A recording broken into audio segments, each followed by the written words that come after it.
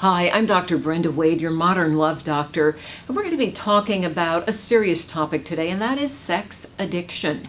How do we protect children from sex addicts, and how to protect them from becoming sex addicts themselves? This problem is way more prevalent than you can imagine. We've all heard about R. Kelly and his fixation with child pornography and probably some sex addiction of his very own, but he was only 6, his brother 7, when they were forced to perform sex acts with their sister, who was then 16. She was also a child. Remember that, because we're coming back to that fact.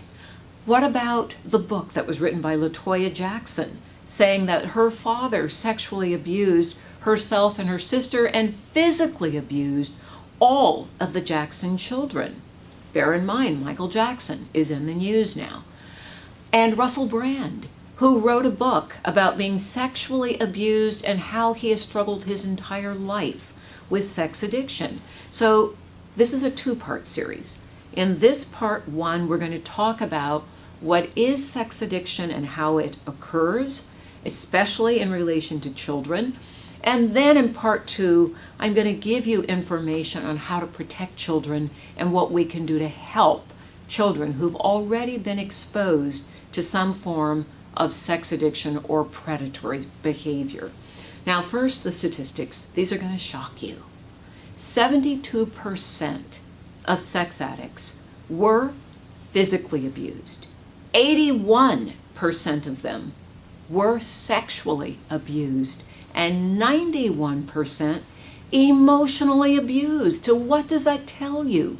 That children who are abused grow up to become sex addicts. Adults don't just become sex addicts. Most children are exposed to pornography by the age of 11. But let's talk about the abuse factor. Why do those abused children grow up to become sex addicts? Well, it's simple. If a child is abused, their entire system, their brain is flooded with stress hormones. That creates anxiety, it creates depression. That child feels frightened all the time, anxious. They feel bad about themselves. They go into a cycle of negative thinking. Something must be wrong with me. Children can't do abstract thinking. Something must be wrong with this adult who's abusing me. They think it's them. So that cycle builds on itself, and when those sex organs are stimulated, whether it's by a predator or through watching pornography, or if a child is stimulating themselves, it turns off the stress. It turns off the depression. Temporarily, the pleasure centers in the brain are stimulated, and then, of course, when that child falls back into depression and anxiety, what do they want? They want more of that stimulation. That's how all addiction begins. It's a brain syndrome of seeking to escape pain and to pleasure. Only the problem is, once the addiction sets in, now this child grows up with a serious problem. They themselves are now at risk of becoming a sex addict.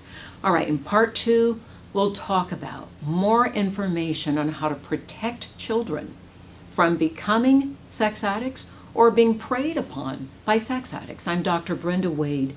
For more information, please follow me on social media and feel free to hit me back at drbrendawade.com. Blessings.